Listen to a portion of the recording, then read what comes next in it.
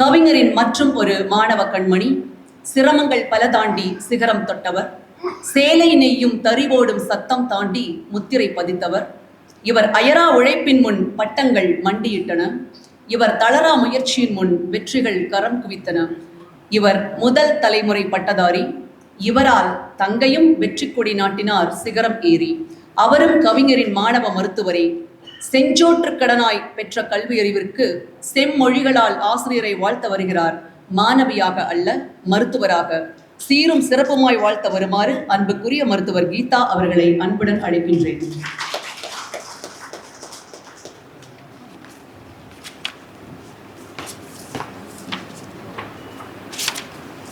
அனைவருக்கும் மாலை வணக்கம். இந்த நாள், இந்த நிமிஷம் எனக்கு ஒரு கனவு மாதிரி இருக்கு. 18 வருடங்களுக்கு முன்னாடி சார்கிட்ட நான் ஸ்டூடெண்ட்டாக இருந்தேன். ஆசிரியர்னு ஒரு வார்த்தையில் சொல்ல முடியாது. ஏன்னா இந்த பொசிஷனுக்கு, இந்த இடத்துல நான் நிற்க எல்லாரும் அப்பா அம்மா காரணம்னு சொல்லுவாங்க. எனக்கு அப்பா அம்மா, அதுக்கப்புறமா என்னோடய ஆசிரியர்கள் ரொம்ப ரொம்ப முக்கியமான காரணம். ஏன்னா நான் இந்த இடம் அந்த மாதிரி கிளாஸில் வெறும் பாடத்தை மட்டும் எங்களுக்கு சொல்லி தரவே இல்லை. அதுதான் உண்மை. இப்போ வரைக்கும் நாங்கள் சுயமாக சிந்திச்சு இவ்வளோ தூரம் வர இருக்கு.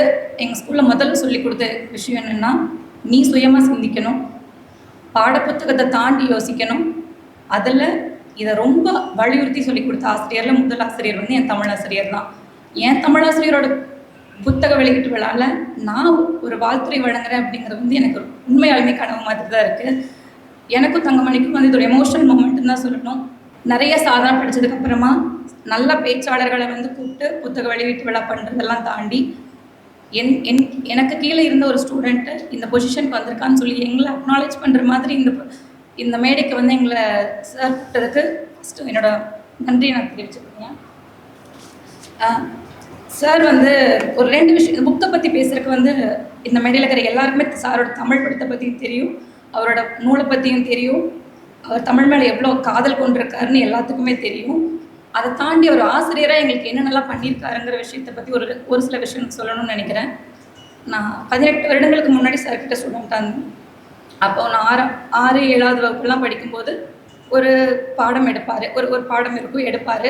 அதை 2 நாள் எடுக்கிறாரு அப்படின்னா அடுத்த 2 நாள் அந்த பாடத்துக்கு பின்னாடி இருக்கிற கேள்விக்கு 2 மார்க்கு 5 மார்க் எந்த கேள்வியாக இருந்தாலும் அதுக்கு ஒரு பதில் எழுதிட்டு அதை 2 நாளைக்கு எங்களுக்கு சொல்லுவார். ஒரு கேள்வியாக சொல்லி ஒரு பதிலாக சொல்லி இந்த பதில் ஏன் இப்படி நான் ஒன்று எக்ஸ்பிளேஷன் கொடுத்து அந்த பதிலை முடிக்க எங்களுக்கு 2 நாள் ஆகும். ஸோ இந்த பாடம் 2 நாள், அதுக்கான எக்ஸ்பிளேஷன் 2 நாளில் எங்களுக்கு பாடம் தானாகவே புரிஞ்சிடும். இதை அதனால தான் தங்கமணி சொன்ன மாதிரி வீட்டில் போய் எங்களுக்கு படிக்க வேண்டிய ஒரு விஷயமே கிடையாது. இது அப்படியே இது மாதிரி தான் எல்லாரும் எடுப்பாங்கன்னு நான் நினச்சிட்டு இருந்தேன். எனக்கு தெரியல. 10th எக்ஸாம் எழுத போனேன். தமிழ் எக்ஸாம் எழுதிட்டு வெளியில் வந்தேன். எல்லா மாணவர் கையிலையும் ஒரு புக் இருந்துச்சு. சரி, நீ தமிழ் எக்ஸாம் தான், தமிழ் புக்கு தானே இருக்கணும்னு பார்த்தா வேற ஒரு புக்கை வச்சுருந்தாங்க. எனக்கு ஒரு ஆச்சரியம், இது என்ன புக்கு? உண்மையாக நான் சொன்னால் நீங்கள் நம்புவீங்களான்னு தெரியல. கோனார் அப்படிங்கிற ஒரு புக்கு எனக்கு 10th எக்ஸாம் எழுதிட்டு வந்தால் தெரியும். ஏன்னா அப்படி ஒரு புக் இருக்குதுன்னு கூட எங்களுக்கு தெரியாத அளவுக்கு ஒரு கேள்விக்கும் பதில், ஒரு வினாக்கும் பதில் அவரே ப்ரிப்பேர் பண்ணிட்டு அதை எங்களுக்கு புரியவும் வச்சு எங்களை எழுதவும் வச்சிருவார். இது மட்டும் கிடையாது. சரி, நீ நல்லா படிக்கிறம்மா, நீ இந்த ஸ்டேட் ரேங்க் எடுத்துரு அப்படின்னு சொல்லி என்ன ட்ரெயின் பண்ண மாட்டார்.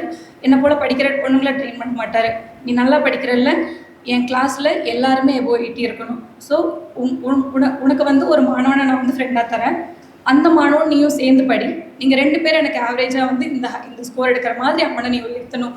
இந்த மாதிரி நல்லா படிக்கிறவங்களை மட்டும் உயர்த்தணும்னு நினைக்காம கிளாஸில் இருக்கிற எல்லா ஸ்டூடெண்ட்ஸையும் உயர்த்தணும்னு நினச்ச ஒரு சிறந்த ஆசிரியராக இருந்தார். இந்த ஒரு விஷயம் போது இவர் சிறந்த ஆசிரியர்னு சொல்லிட்டு நான் நினைக்கிறேன்.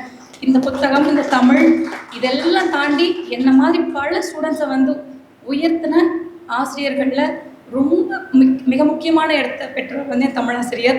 15 வருஷம் எங்கள் ஸ்கூலில் ஒர்க் பண்ணியிருக்காரு.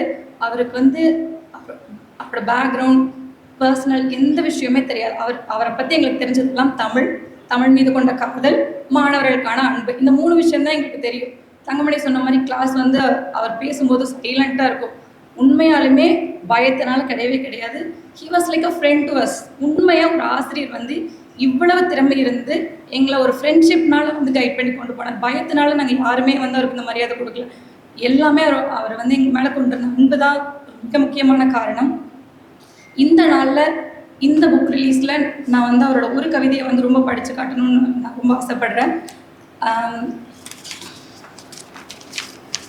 இந்த புத்தகத்தில் அவர்கள் அப்படித்தான் புத்தகத்தில் அவர் ஃபர்ஸ்ட்லேயே சொல்லியிருப்பார், யாப்பு இலக்கணங்களெல்லாம் நான் வந்து ஃபாலோ பண்ணாமல் எல்லாருக்கும் புரிகிற மாதிரி தான் இந்த புக் எடுத்துருக்கேன்னு சொல்லியிருக்காரு. அதாவது ரொம்ப கவிதை இலக்கணத்தோடு ஒரு புக் எழுதி 100 பேர் அந்த புக்கை படிக்கிறத விட எல்லா மனிதர்களுக்கும் புரிகிற மாதிரி ஒரு புக் எழுதி 1000 பேர் 1,00,000 பேர் அந்த புக்கை படித்தா அதனால் வர தாக்கம் வந்து அதிகமாக இருக்கும். நம்ம நடைமுறை வாழ்க்கையில் பார்க்குற பல விஷயங்கள் தான்.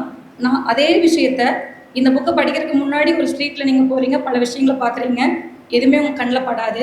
இந்த புக்கு ஒரு தடவை படிச்சுட்டு அதுக்கப்புறமா அதே ஸ்ட்ரீட்டில் போனீங்கன்னா நீங்கள் பார்க்குற ஒரு விஷயம் உங்களுக்கு வேறு மாதிரி தெரியும். அந்த மாதிரி ஒரு புக்கு தான் இந்த புக்கு.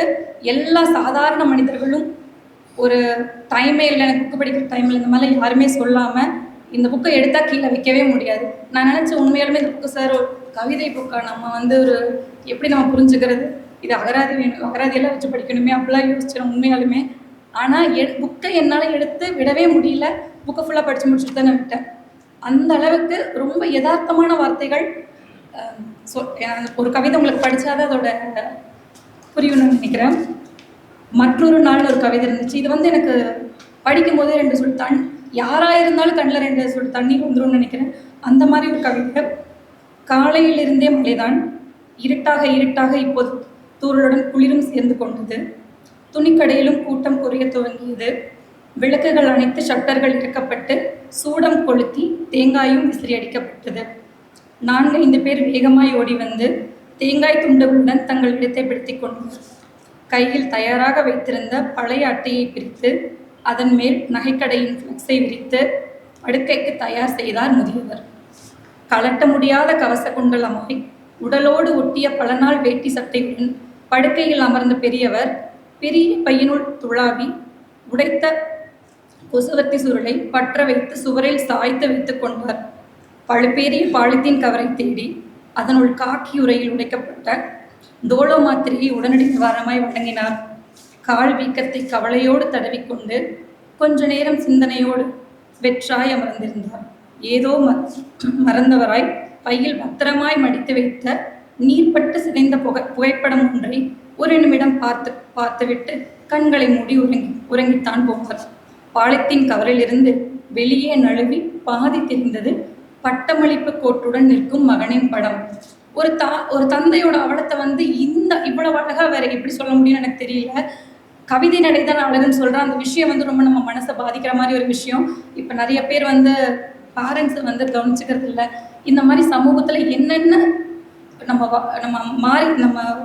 சமூகத்தில் என்னென்ன பிரச்சனைகள் இருக்கோ எல்லாத்தையும் அட்ரஸ் பண்ணுற மாதிரி ஒரு விஷயத்தையும் இவர் வந்து இந்த சீன்ஸ் எல்லாம் வந்து நம்ம படத்தில் டைரக்ட் பண்ணும்போது இந்த சீன்ஸ் எல்லாம் நம்ம கண் அப்படியே பார்க்குற மாதிரி தான் இவரோட இந்த கவிதையை நீங்கள் படிச்சிங்கன்னா அந்த சீன் அப்படியே உங்களுக்கு டிஸ்பிளே ஆகிற மாதிரி தான் இருக்கும்.